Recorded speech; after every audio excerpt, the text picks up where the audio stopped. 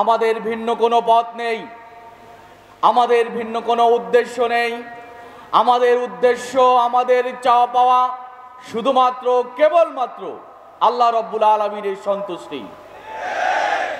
কাজেই আজকের এই কর্মী সমাবেশে যারা উপস্থিত, আমি শুধু এতটুকুই বলতে চাই, আমাদের চাওয়া পাওয়াই যেন আল্লাহর সন্তুষ্টি থাকে, আমাদের চাওয়া পাওয়াই যেন তাকওয়া থাকে, আমাদের চাওয়া পাওয়াই যেন ইনসাফ থাকে, আমাদের চাওয়া পাওয়াই যেন ইহসানের ছোঁয়া থাকে। তাহলে আমরা যে উদ্দেশ্যে আন্দোলনে এসেছি, আমরা সেই উদ্দেশ্য, আমাদের জীবনের যে চাওয়া পাওয়া, সেটা আমরা পরিপূর্ণ দেখতে পাব। আর যদি আমাদের ভিন্ন কোনো চাওয়া পাওয়া থাকে, তাহলে এই আন্দোলনের এত ত্যাগ তিতিক্ষা কোনোটাই আমাদের জন্য কল্যাণকর হবে না। কাজেই আসুন, যে আন্দোলনের জন্য আজকে আমাদের নেতৃবৃন্দ শহীদ হয়েছেন, আজকে প্রমাণিত হচ্ছে তারা নির্দোষ, কিন্তু তারা সন্তুষ্টির জন্য, তারা আল্লাহর সন্তুষ্টির জন্যই জীবন দিয়ে প্রমাণ করে গেছে।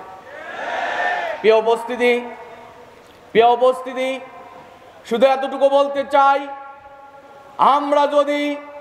আমরা যদি রাজপথে না থাকি, আমরা যদি এই জাতি গঠনে বলিষ্ঠ ভূমিকা পালন না করতে পারি, তাহলে আমাদের নেতৃবৃন্দর রেখে যাওয়া সেই কাজ অসম্পূর্ণ থেকে যাবে। তাই আসুন, আমাদের দেশ নিয়ে যত ষড়যন্ত্র হয়, সীমান্ত হত্যা হয়, দেশ নিয়ে বিদেশ থেকে ষড়যন্ত্র করা হয়, নানা ষড়যন্ত্রের মোক্ষম জবাব তখনই হবে যখন আমরা রাজপথে থেকে এর প্রতি উত্তর দিতে পারব। তবে নিঃসন্দেহে আমাদের জবাব আর বিগত 15.5 বছরে এই দেশকে যেভাবে শোষণ করেছে, তাদের মতো এক জবাব হতে পারে না। আসুন, আমরা সেই প্রস্তুতি গ্রহণ করি, সমৃদ্ধ বাংলাদেশের, ইনসাফপূর্ণ বাংলাদেশের এবং সুন্দর জাতি গঠনে আমরা মাটি থেকে প্রস্তুতি গ্রহণ করার মধ্য দিয়ে একটি সমৃদ্ধ বাংলাদেশের স্বপ্ন মানুষের মনে এঁকে দেই। আল্লাহ যেন আমাদের সেই তৌফিক দান করেন। সবাইকে অসংখ্য মোবারকবাদ জানিয়ে আমার কথা শেষ করছি।